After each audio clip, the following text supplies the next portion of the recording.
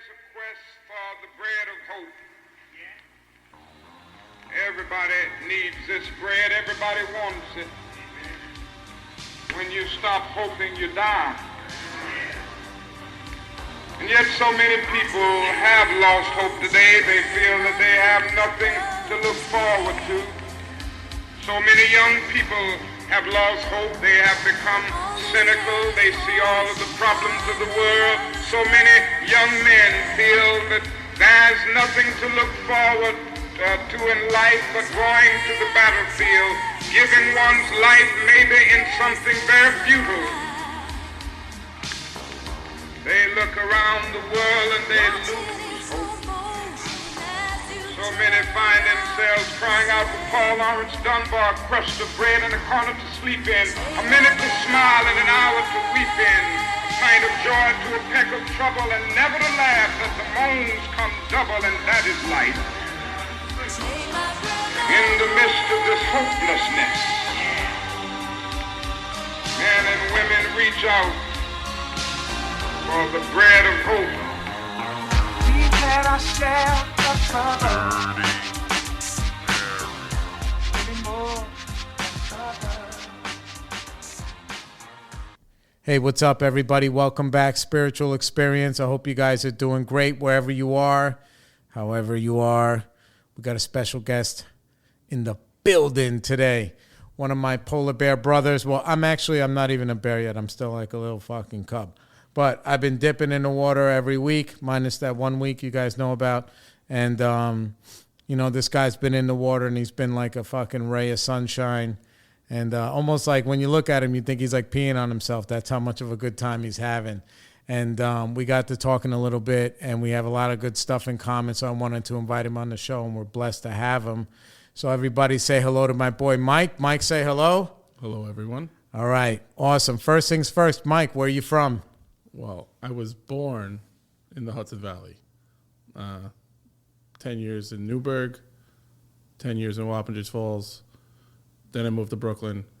Now I'm in Staten Island. So I don't know where I'm from. I'm just from New York State. Right. Yeah. So you're a New Yorker. Like that, it doesn't matter. Yeah, but I don't have the accent of a New Yorker. I don't have the street smarts of a Brooklynite. I'm just a New York State resident who sort of assimilated to city life. Right. Well, you don't sound like you're from Alabama. No, I don't. Either. Yeah. And you just came from Randazzo's. Yeah, I did. It can't get any more Brooklyn any more Brooklyn than that. It's true. Yeah. Okay. So, what was it like growing up? Do you have siblings? Do you play sports? What'd you do? I have one brother. Played in the woods a lot of bike riding, fireworks. I didn't really play any organized sports. Shocking because you're a big guy. Yeah, I know. Someone should have told me, like, listen, you should be in something, but I didn't. I played video games. We rode bikes. We went, you smoke weed. Like, I started smoking weed right in high school, and then I stopped right, like, in community college. Nice. And what about your parents? What was that? What was your relationship with them? What was that like? My mother was always consistently in my life. My father was not. And then my mother remarried, and then that man became kind of like my father. And then as time went on, my real father kind of tried to assimilate back into my and my brother's life. What was that like when he was like trying to come back in? How did you feel about that? It's interesting because it's like he only came into our life after he he no longer was required to pay child support. Right. It was around that time, like 18. I was 18 years old. I have a decent relationship with the man now. Right. My brother refuses to speak to him. Understandably so. Yeah.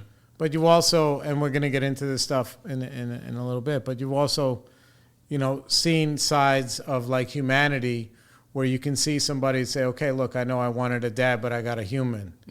And that maybe this is where we're at. This is the sausage. This is how it was made. And I can either live with this thing on me, or I can just be like, all right, this is what we got, you know? It's true. I told my mother today, it's like any person could make a child, but it takes a real special individual to become a father. So the man that I look up to in my life who taught me about traditional things like carpentry or having how to drive a manual car, just stuff like that, that person's like my father. Yeah. You know, so he recently passed away in 2021. Oh, sorry to hear that. Yeah, but, you know, I mean, I have like a backup plan, right? Now I have my real father, but, you know, it's weird. It's almost like, how do you want to spend the rest of your life? Like, we got another 40 years in front of you. Do you want to be like, hey, fuck this guy? Or like, you know, we'll see where it goes. Exactly, because it takes too much effort to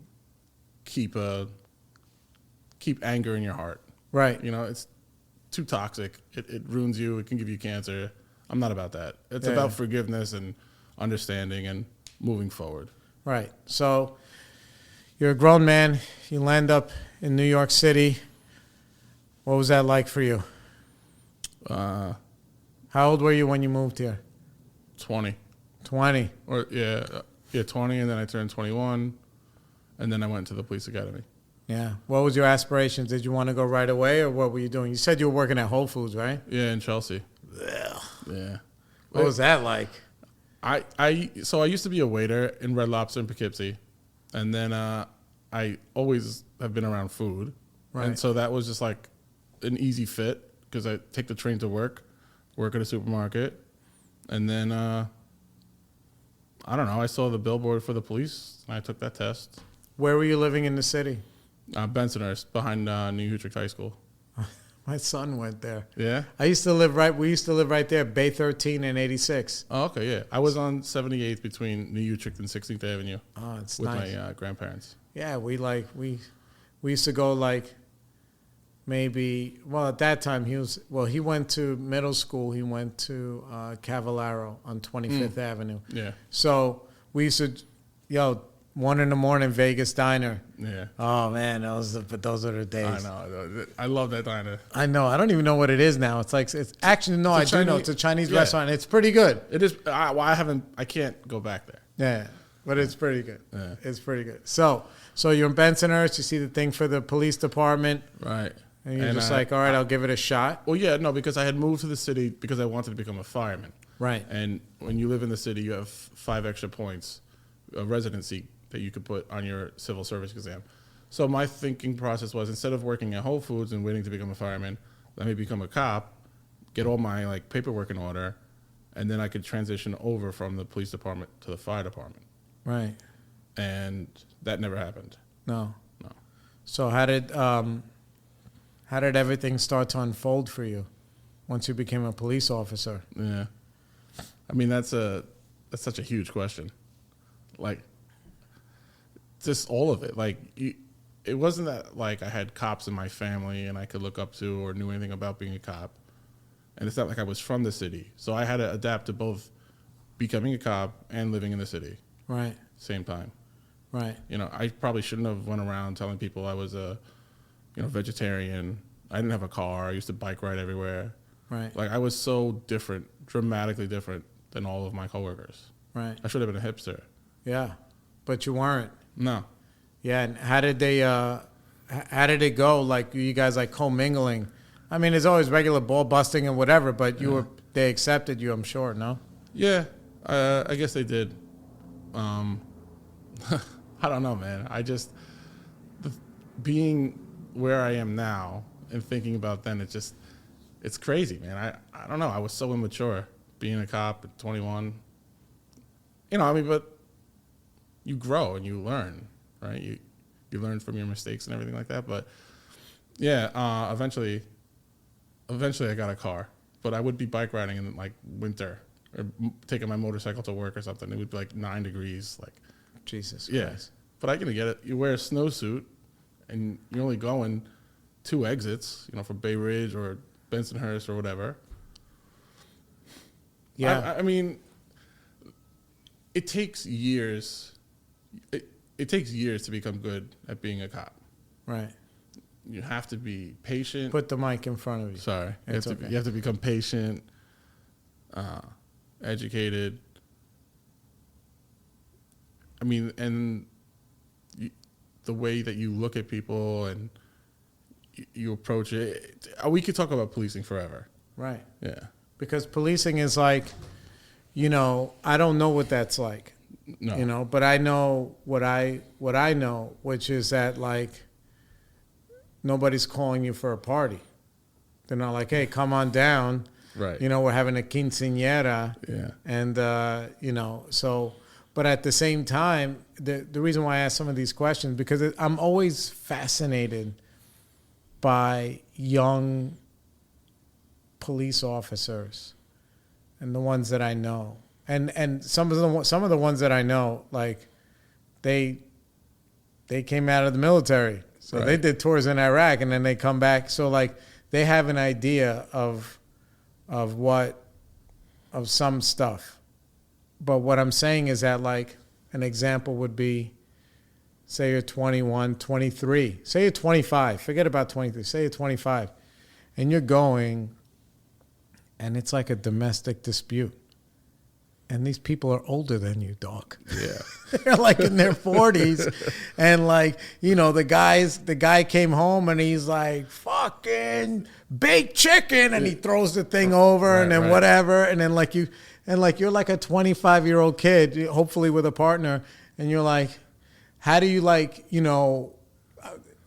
figuratively wrestle them into like submission, right? Because they could look at you like, bro, you're like fucking one of my kids, right? Like, so there has to be a lot of, There's all right. So I understand what you're saying. There's some technique to it, right?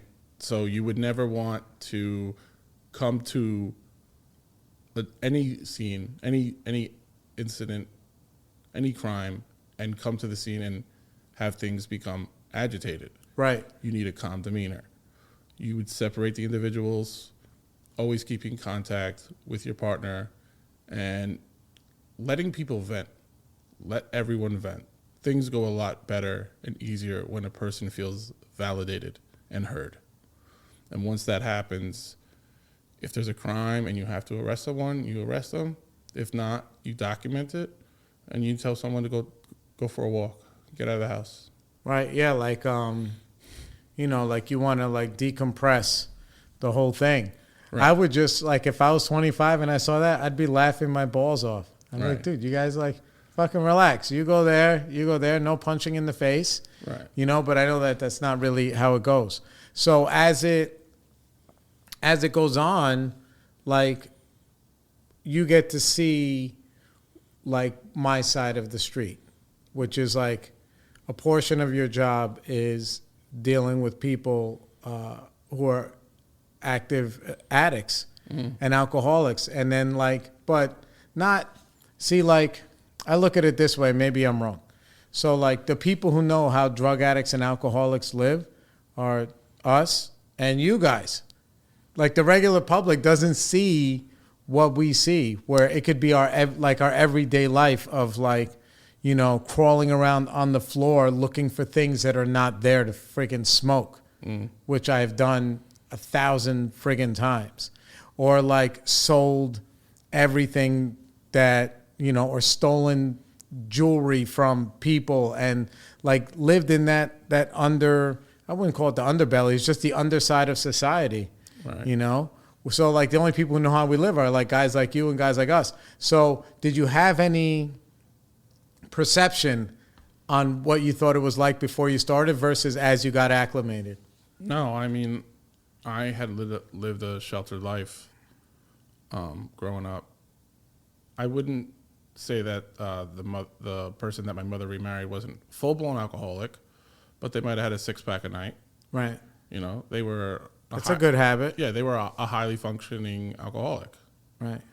And, they weren't driving drunk or anything like that. They weren't hitting us or abusing us, but they had, a 6 to 10 beers a night, and that's what that person did. But outside of that, I had no idea what it was to see, people who are in severe active addiction. Right. And then as you become a cop, you see it. You see it anywhere you work because you're out on the street and most of the times at the end result of an active addiction is homelessness, or you're undomiciled for the time being. Some people get kicked out. Right. All of it. What I understand, and this is just because of what other people told me, is that like a very high percentage of the people just in jail are because they were under the influence. And if they were stone cold sober, they wouldn't have done whatever they did. Right. So as you're doing your job and as you're growing as a man, like, how did it change your perspective on the people, just people in general? You don't. I guess you create us versus them, right? They chose that life. They could get out of it anytime sooner, but I know now that thinking is all wrong. Right. And like no one wakes up and says, all right, I'm going to start crawling on the ground and start looking for things that don't exist. Yeah. How did that happen for you, that evolution of thought? I had a very close loved one who I saw go through active drug addiction and since recovery. Yeah. And there's a lot of empathy and there's a lot of misconception. And you have to understand that, in my opinion, the most detrimental thing is not the drugs, it's drug policy. Right. So before we get there, when you're first seeing, like, now addiction is not at work, now it's next to you. And now there's love involved, and there's like all these, there's closeness. Yeah. And not closeness like, hey, look, I'm going to take you somewhere to get fucking help, like, because I'm going to lock you up on the street, whatever. It's like, no, like, this is somebody that you can see maybe pain, that maybe, that is a little bit more personal to you than like somebody while you're, on patrol or something. Well, yeah, because when you're on patrol, right, you're only at work for 8 hours, but when there's a closeness there and the addiction comes into your home, right, you see it, and I guess you don't realize it until it's too late. Right? What's the saying? You can put a frog in hot water and slowly boil the water, and then it will die. But if you put a frog immediately in boiling water, it'll jump out. Addiction thrives in secrecy, and it thrives behind closed doors. Right. And there's a lot of stigma to it because at the end of the day, it's just a chemical dependency. And society is built around this Puritan life of cleanness and holiness. So how did that, did that change the way you started looking at everybody once you started going through that experience? Yeah. And then you said, okay, now look, obviously this thing is like a stray bullet. Yeah. It doesn't matter where you are, who you are. When it has you, it has you. So when did you start to realize systematically that you were like, okay, maybe, because there's a lot of people who just be like, you know what, this is what it is, and fucking you better get your act together and draw all of these, make these demands, right? Which now that you understand a little bit more about the psychological things that come with drug addicts and whatever, a demand is you're asking a lot, Right. Versus where, and it does, but it also, it's like, you got to create a boundary versus a demand is two different things. A demand is like, dude, you don't do this, then fucking this. Where this is like, listen, in order for me to preserve myself, because I will go down the rabbit hole with you, we need to create this border where like, we have to have a conversation or something has to happen once this happens, Yeah. Yeah. So then you say, well, it's not that. Then you start talking about, well, how is everybody looking at this the wrong way because they don't have the experience that you have personally. To them, it's like theory. Like, oh, the book says, you get 2 DWIs, third one, you're a felon, you go to jail for 10 years, we'll take your we'll take your car away. Like, that's going to stop you from, like, you know what I'm saying? Mm-hmm. How do you make that mental jump? It takes time, and there has to be a willfulness to learn about policy and understanding. You know, I mean, I'm a white male, right? Maybe if I was someone who grew up who was black and maybe in the 70s or the 80s, you would truly understand the war on drugs. But a lot of this, I feel like, opened up with, you know, the pharmaceutical companies lying to the FDA about their drugs, and that started the whole opioid epidemic. And you can't talk about opioid epidemic without, like,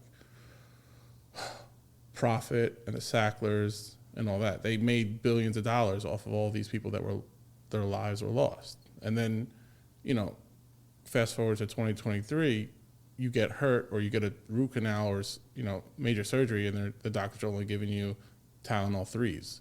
So you're in pain. So there's a war on people who have chronic pain. There's a war on people who are currently using. No one's really winning. People are committing suicide. People are still dying because fentanyl is cheaper and more potent. They're fentanyl analog. There's a word there. It's not the fentanyl that you get in the hospital after a C-section. It's fentanyl that's made fraudulently. Yeah. So it's like none of it's working.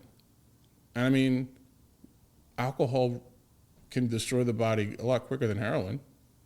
You're talking, if you have pure heroin and pure alcohol, which is worse, like for your vital organs? Right. It's not the heroin. Well, the thing is also, step one is, so you make a decision that, like, I'm going to start educating myself, because none of what you said to me was news, just so you know. No, but the thing is, like, you make a decision that, like, okay, where's the oily rag? Right. This house is on fire. Right. Right. And then, so how do you start educating yourself? Like, what do you do? And do you keep this to yourself? Like, do you be like, or are you like a secret squirrel? Like, dude, I'm going to fucking, like, you're not like some kind of whistleblower that's going to, you know, bring down the whole, you know, whatever. But, like, how do you make that decision? Like, okay, I'm going to start learning about this shit. How did this really happen? Right. Well, it's my desire to care about drug policy stemmed from the fact that when I was caring for and loving this individual in my life who was going through active drug addiction, I was very, very close to suicide. Right. Because it was just incredibly painful at that point in my life. And now I think to myself, like, all these years later, you would kill yourself over a disease, you know? And because I wear the uniform, and because I have a story to tell. Everyone has stories to tell, but my story is constantly evolving. You become a cop, not for the benefit or for the pension, but to help people, to ultimately just save lives. And saving lives is like the most important thing you could do as a first responder. But it's in conflict with the policy. It's a dilemma. It's a huge problem. And that's why why I'm here tonight. You asked me, do you keep it to yourself? No. I tell people all the time, like, what's what? And it just keeps going. You talk about harm reduction, safe consumption sites, medically assisted treatment, the X waiver that just recently got waived, so now people could prescribe buprenorphine via telemedicine. That's like a brand new thing. That's beautiful. Explain to people what that is. If you have an opioid use disorder and you want to get replacement drug that's not going to get you high but just stop the cravings, you'd have to go to an individual who was specifically trained and could write for the drug. They called it the X waiver. But what was happening was people were not getting that medicine, or they would be going to the street and then they would be overdosing because the medicine is not pure on the street. It's not pharmaceutical grade. So the overdoses were going up. Ideally, the cancellation of this X waiver should save lives because anyone can now write for these drugs. Right. So now, going back to who you were, in that moment.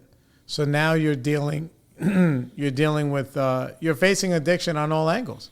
Yeah. Yeah, at work, at home, it's no one grows or matures in life without struggle. right. And that was an incredibly difficult time that I always look to and say, look how far you've come. You know, I put on a walk at work in 2019. And in 2020, I got a letter from then President Trump. Right. Forget about politics. I always look at it like this. In 2017, I was suicidal. In 2020, I got a letter from the president. That's my huge step. And I just want to keep going because no one deserves to die based off of chemical dependency and policy. Yeah, I think for people like me, I mean, to go from where you are to where you were to where you are now, you had to really just start diving into, well, why are these policies like this, and who's making this money, and this is not like, oh, we're all gonna blah blah blah big pharma, but it's like I knew about fentanyl, and I talk a lot of shit about this when I do my solo things, Right. because all right, so I'm in my 20th year, right? Now, a big portion of that, 16 out of 20 years, I've had commitments where I would bring AA meetings into detoxes. Mm-hmm. First one we had was in Lutheran, and then I think Lutheran shut down that detox, and then we were in the VA detox by Poly Prep. Mm-hmm. For like 10 years. Every other Monday, I was bringing a meeting in there, right? Boom. So when we were in Lutheran, this is like 15 years ago, right? We're in there. And I'm there with my sponsor at the time, Free Willy, whatever. We're doing our thing. And these young kids are in there. They're like 18, but they look like they're like 11. They're like fucked up in the game. Yeah. And we're like, all right, blah, blah, blah. We're going to have a meeting. And we started talking. We asked them what they're in there for, and they were like, and like two of them were like, yeah, man, we've been stealing patches, and we were like, what the fuck are patches? They're like, right. no, fentanyl patches. The kid would be like, my mom's got cancer, and blah blah blah blah. I'm stealing that, and they were scraping the shit off, and they were getting high. Mm-hmm. This was like 15 years ago, you know. So then we were like, dude, this fentanyl is gonna be like crazy, right? Because it's like. The two of us in different ways are at ground zero of what's really happening. Right. Where like some people, they're like so far up the food chain, they're like, oh no, yeah, well, like who didn't know that those oxys were fucking bad? Like right. I could tell you right away, you want to know when they're bad? Dude, you go to any methadone clinic and just stand out on the corner and see what they're hustling out there. Mm. They're not hustling heroin. They're not even hustling meth. They're hustling not even Suboxone. Right. They're hustling, what is it? I don't know the right word. Pharma something. Psychiatric medications, right? They're hustling psychiatric medications. They're hustling pain pills together. You take a couple of Seroquel with this Xanax, and then boom, boom, boom. And, they have the whole concoction. Yeah. So like polysubstance. Right. So you and I know at the tip of the spear what the problem is. And then you're looking all the way back and you're like, dude, these guys, it has to be willful ignorance. Right. Is that what you're thinking? Because that's what we think. We're like, dude, we're like, yo, eventually the pills are going to be too much and heroin's going to come back. Like you could smell it coming like a mile away. Right. So like, you're having that, you have to be having that same thought once you're really educated on what's going on. Yeah. You have to understand that. You ever see the show The Wire? Of course. So the famous line that I like to quote is follow the money. Right. Who's profiting off of this? And it's at every step of the way, individuals who are diseased with addiction, either active or inactive, you think, all right, if they're diseased and they're addicted, let's take them to a center or rehab or detox, whatever. These places, they are fraudulent. They scam the Medicaid. There's no ethics within these institutions. There's no oversight. There's a lot of, money, dirty money. It's disgusting because at the end of the day, everyone is deserving of love, regardless if you're in active addiction or not. You're deserving of housing. These things can drive people to problematic drug use. Right. I'm going to lose my house. I can't do something. Well, why not use the substance to cope with the pain? And it's that vicious cycle. This society it's all wrong. Just because a few people make it doesn't mean it's good for everyone. Right. And I'm not thinking about a society on Mars that doesn't exist. Look at how other places do drug policy. The Nordic countries, the European countries, they're rooted in compassion and healthcare and love. Right. I mean, it sounds hippy-dippy, but whatever, it works. Right. So how does that change your perspective now when you're out there doing your job? And there's a guy out there who's, space basing or dusted out, and he's punching a hole through the fucking through the bus stop glass. I mean, like because you can't talk to him about policy. No, but you could approach the scene with calmness, and you could just simply say, "Hey, I love someone who's in recovery, dude." When I tell you, I've told people that, they're like, "I'm getting goosebumps." Or you go to a domestic. I remember I went to a domestic call. It was with a father and daughter, and he spoke broken English. He was Russian. He's like, "My daughter, drugs," and I go, "Yeah, I know, my loved one."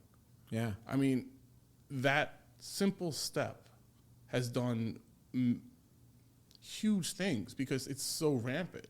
How do you not get to the same point that you need to get to? I don't know, man. How do you now, which is true. Like, here's the thing, and this is why we all connect in the water and why we connect with people. Like the most powerful words in my brain that I also learned, none of these thoughts are original, is like the 3 words, "Yeah, me too." Yeah. That will that allows somebody to surrender their judgment. Right. That when a police officer shows up, that he's not looking at the Russian guy's daughter as some fucking junkie, right. Blah, blah, blah. He's like, no, this is a human that life got away from them and they need help, and so because you have that understanding, how do you communicate that with other people who are in the same job as you? I wish it was easy. I wish I was in a position to educate 30,000 NYPD officers or all of the policing in America. Right. I wish someone would use my experience for the betterment of law enforcement. Right. The truth is that the police department hates me. I do nothing but stand in front of the precinct 5 days a week. I am nothing but a doorman. Yeah. And that is because you can't talk about opioid epidemics, community involvement, and you can't talk about the blue wall of silence. It's such a unique story that happened to me, that once you realize what addiction is, and then you look at your coworkers who are willfully ignorant of the disease of alcoholism, which runs rampant in police departments. Oh, of course.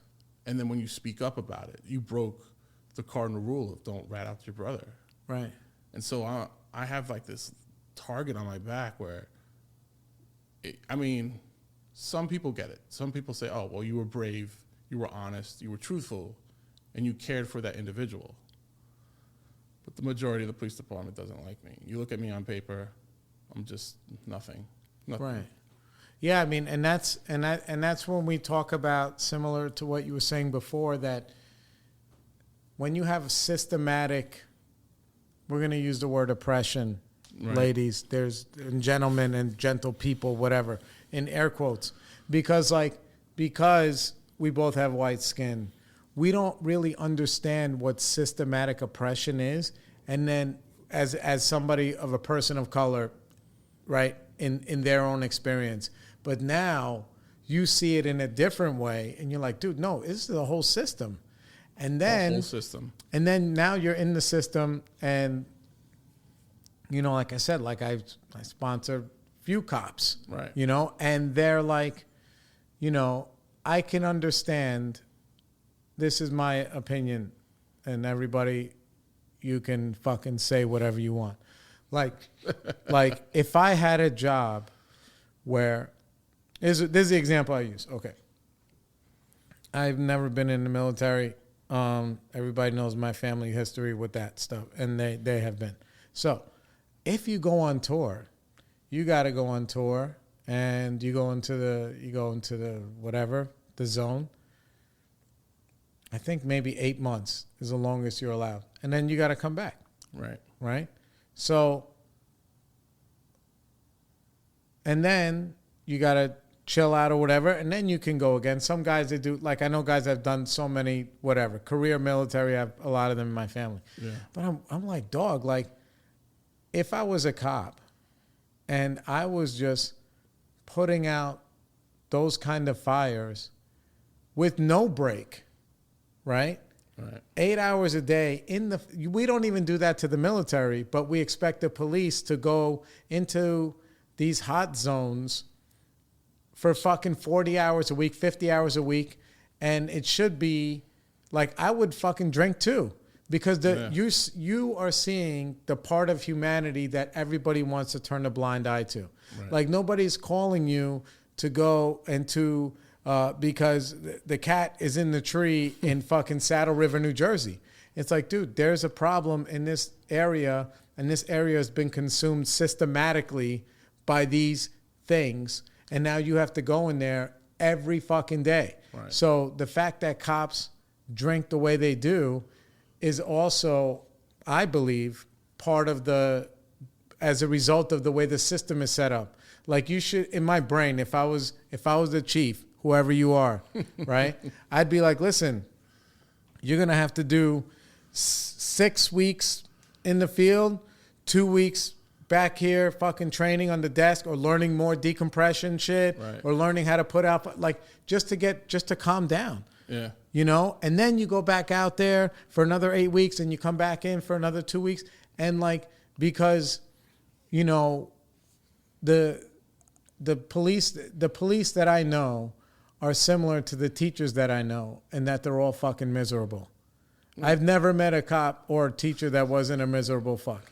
And and people think it's them personally. It's like, no, if you took any person and you did that to them and you put them in that cycle, you say, well, listen, look, if you know, you're going to get a pension, you're going to have secure job security and blah, blah, blah, blah, blah, blah, blah. It's hard to not be enticed by that level of security. Sure. But then now you're in the matrix. Right. Now and you're stuck. Now your buddy's fucking there, and he's on his 11th fucking year of getting the shit kicked out of him by the job. Right. You know, and then he's going home, and maybe he picks the right or the wrong woman, and his wife is fucking crazy. And maybe he's crazy. Yeah. And it's because the situations create that. And there are people who are more prone to, it would be abnormal for you to not grab a bottle of Jack in that scenario. So now you're thinking about somebody's life where they're in a 4-block radius, they're in fucking Brownsville, Yeah. right?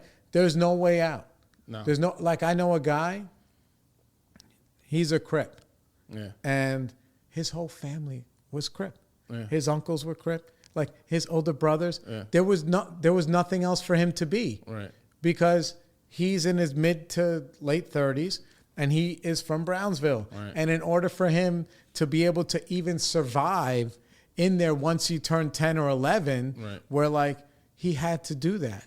Right. So it was like a systematic thing. So like for him to not, you can't be like, oh, well, you know, people make choices and he could, like, listen, the unicorn of the guy who is from those areas that becomes a CPA. Or becomes, you know, a basketball star or a musician star. Right. You're talking Those- about the one of ones. The unicorns. Right. And so what's the realistic thing is you're going to go to those institutions that have security. As a Crip, and I'm sure as you move up, you will have security. You will be provided for. There's a loyalty. There's a brotherhood.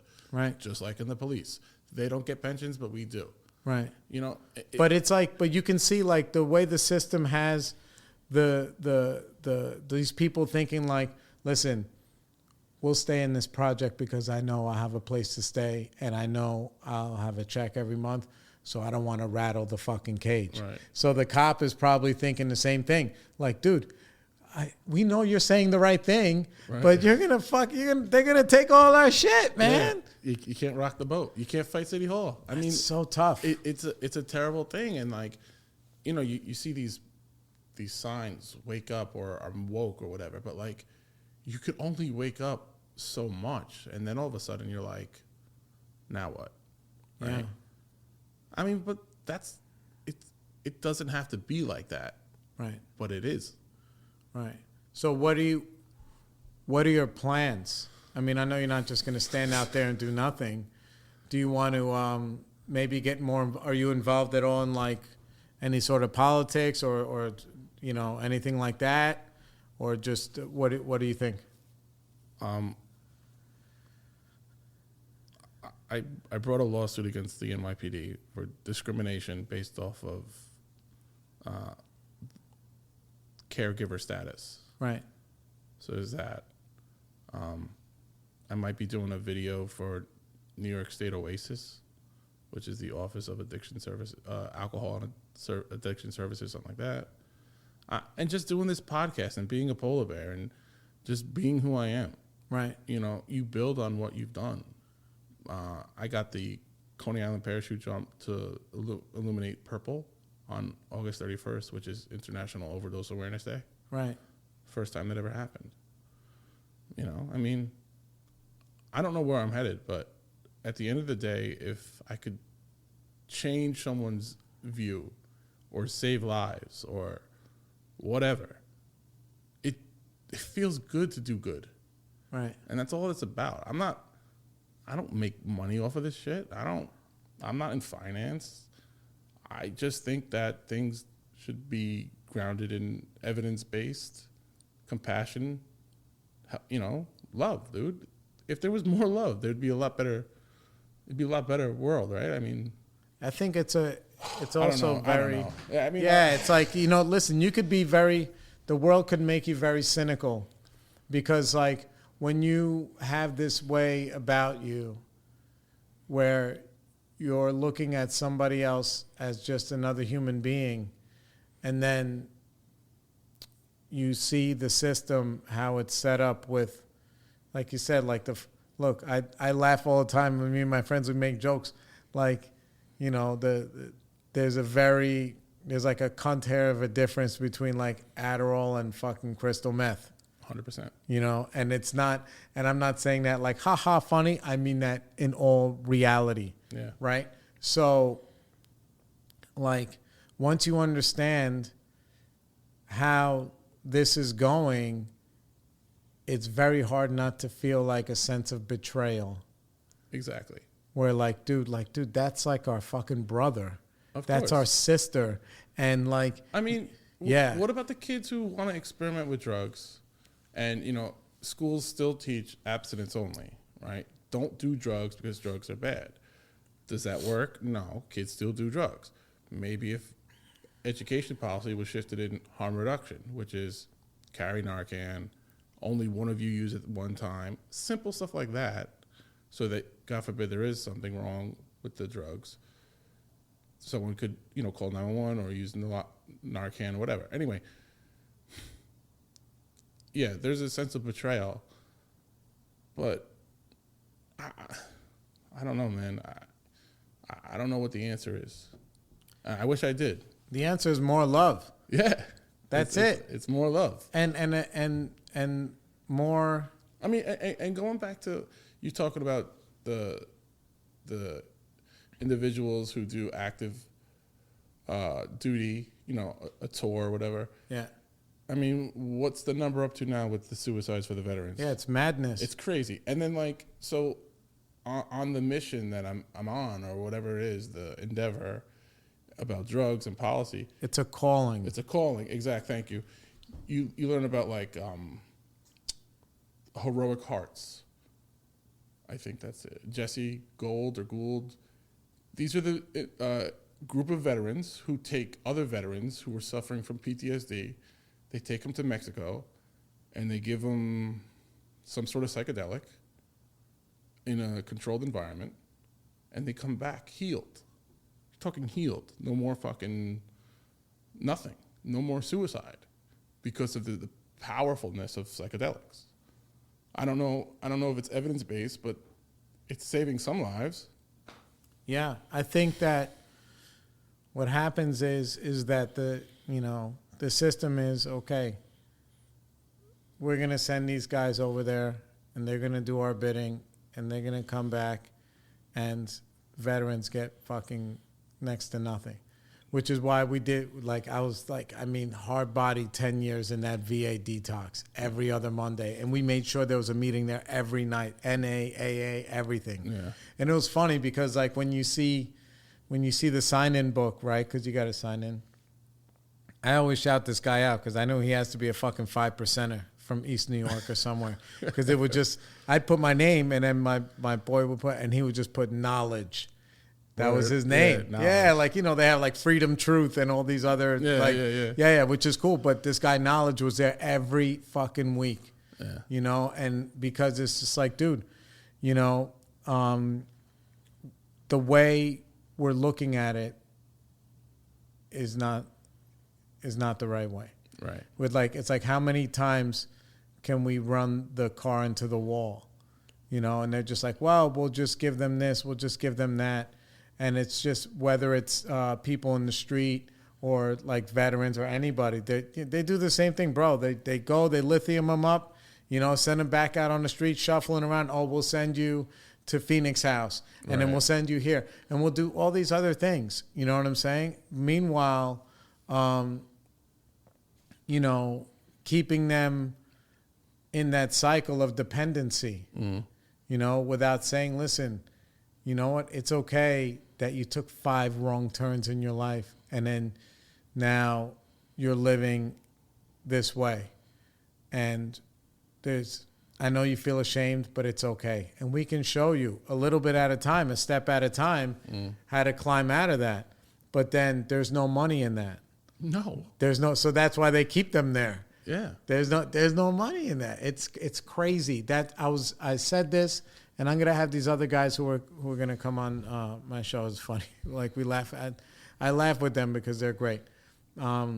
Anyway, so a big thing in and I said it's funny because I'm repeating myself. Sorry, but like in the black and brown community now, right? The minority community, like it's a big awareness for mental health, right? Right. In the last maybe 5 years, mental health, and me being how I am and who I am, nervous Jew, I can smell what's gonna happen. I'm like, dude, don't run to that mental health, ring that bell, because now that there's information age and internet, and there's a lot more, society is evolving to give minorities more at bats, and we're evolving as a species, right?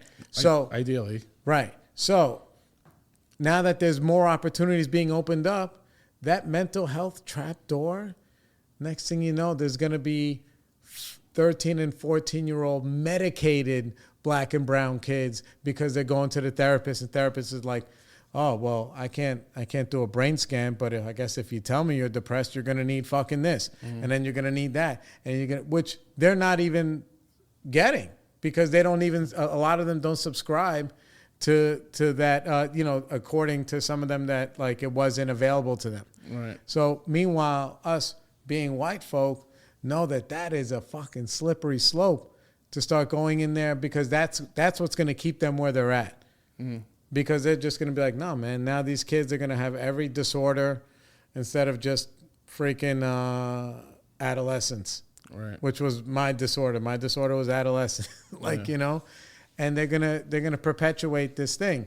So what we have to do is just be honest with everybody that we love. Yeah.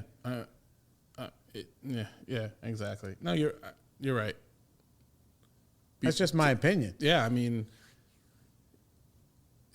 let's say you have a wife at home, for example, and the wife says, well, does this whatever make me look fat?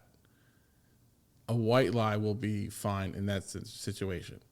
when it comes to public health and Right. policy, there needs to be brutally honest truth And transparency. and transparency. Yeah. And I wish I had a magic wand that could do that. Boom, right? Boom. The police department's transparent. Policy's transparent. There's no money in that anymore. Take that out of it, Yeah. right? Because what's the saying, right? That these companies don't make money off of healthy individuals. They make money off of sick individuals. Right. So if you're sick, you're a dollar sign to these corporations. It shouldn't be like that. It shouldn't be healthcare for profit. It shouldn't be, quantitative policing, because if you make 10 arrests this year or 20 arrests a different year, or you're doing good or bad, maybe you don't have to arrest everyone all the time for the same thing. Maybe there's a different way to the approach. I mean, brutally honest and transparency. Yeah. Well said.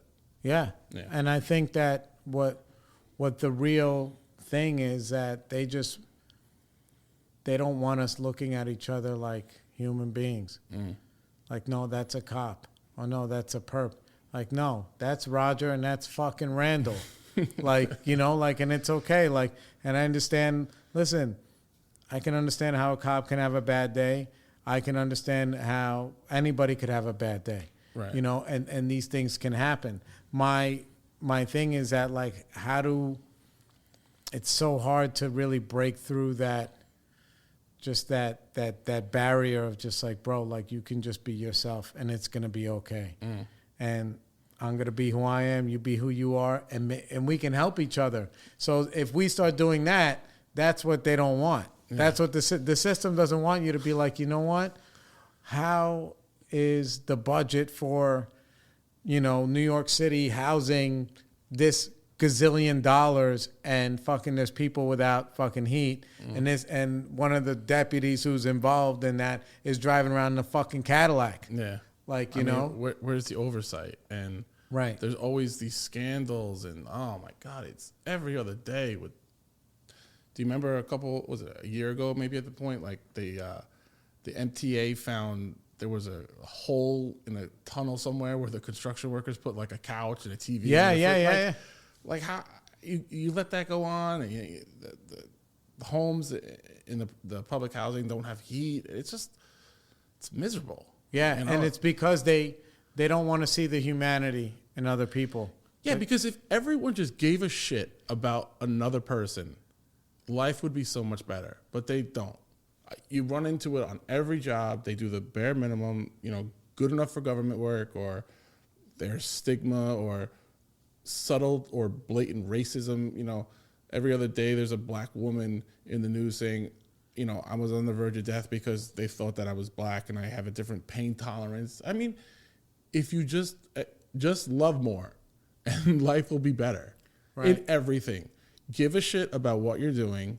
Take pride in your work, and understand that what isn't gold, the gold standard.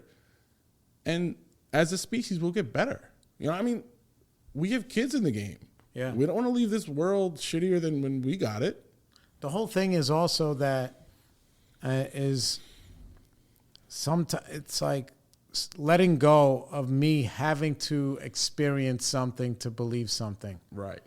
It's like, okay, what am I going to do? Am I going to take, the city councilman and put them in the project for 3 days with no heat for them to be like, oh, that's a human being in there? Right. How much caveman is that idea? Yeah, exactly. But to them, they're like, no, I live in Park Slope. So, and I guess they, it was almost like, me and my boys, we used to laugh because a good portion of Park Slope is super lefty. Yeah. They'll have every rainbow flag, every BLM, whatever, right? Which is cool with me. I fucking marched BLM. With my work uniform on because I'm a fucking boss and I don't care who sees. But but then they were going to put those men's shelters down there and the whole neighborhood went fucking crazy.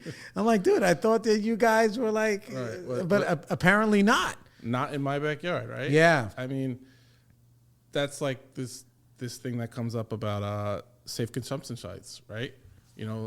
there's two now. Yeah, explain to them what that is. All right, so that's where an individual who has a substance can go to the facility where individuals are treated with love and compassion, and they will use their substance, and if there's an overdose or another medical emergency, they will be revived without police intervention.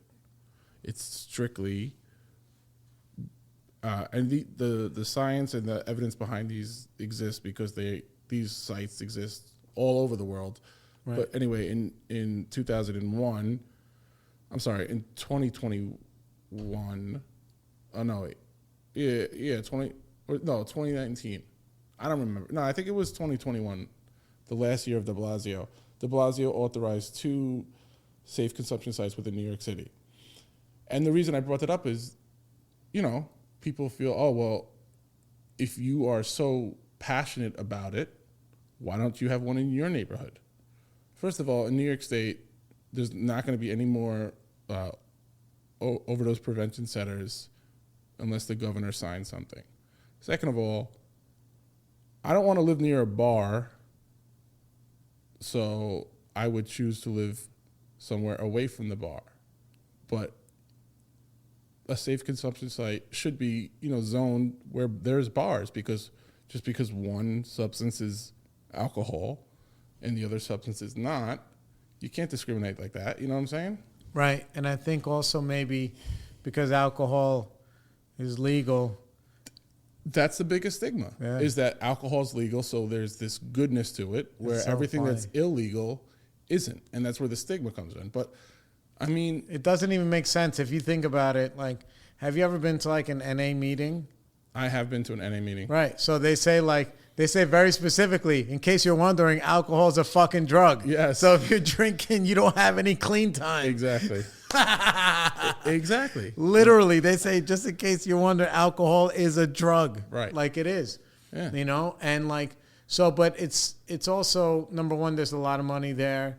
There's a lot of money. There's money with locking up drug addicts, and there's money with selling alcohol. Right. Yeah. So like, we used to laugh. I still laugh now in a sad way, bro. When I see like parents with stroller going into a beer garden, right? They're gonna have 5, 7, 8 pops, and because they're not getting in a car, they're still gonna go home, and now you're there with your kid, right? And you're drunk, But no, it's okay because it's not pot, right? Or because it's not fucking whatever, which is like, look, everybody can raise their kids however they want. But like at the end of the day, addiction is real.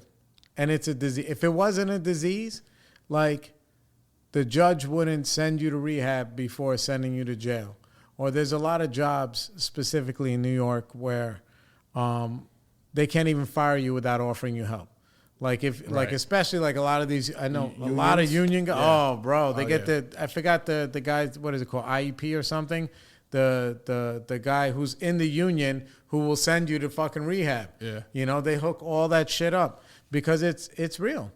It's real. It's very real. And, there's 3 things in the American history that are crazy, terrible. Slavery. Right. Alcohol prohibition. And then everything else prohibition. Right. There's no war on alcoholics. There's a war on everyone else. Right. Get rid of that, society will be a lot better. Yeah. Or it'll just be different, and we know it's not going the right way now. Thank you. It's not. Yeah. It's fucking crazy, man. Yeah. It's crazy. So now that everyone's allowed to drive on, like, my thing is this. It's like the danger of drugs. Because I have kids, and I tell them all the same thing. I'm like, listen, I can't tell you not to do anything. Right. But I can tell you right now that you're really fucking gambling. Like, with the fentanyl, you're gambling, bro. Like if you buy a white fucking package, you don't even know what's in there. No. And there was no, when I was back in the day, it was coke, it was heroin, it was stepped on 100 times, and maybe you got beat, but it wasn't gonna kill you. Right. It was now, bro. They even spray the weed with that shit. Like with it's fucking crazy. I mean, I don't know if you could get overdose from smoking marijuana that's been sprayed with whatever, but right. I know there's also this huge this huge misconception and propaganda, if you will, where a cop will touch fentanyl and say, oh, I had to give myself Narcan. That's not how you do drugs. Yeah. It's not going through your skin. Right. So that shit, push it out the window. It doesn't exist. How do you do drugs? You inhale it, you snort it, you smoke it, you can IV. swallow it, IV. Yeah. I don't know, maybe these cops just want time off, but that's not how you absorb fentanyl.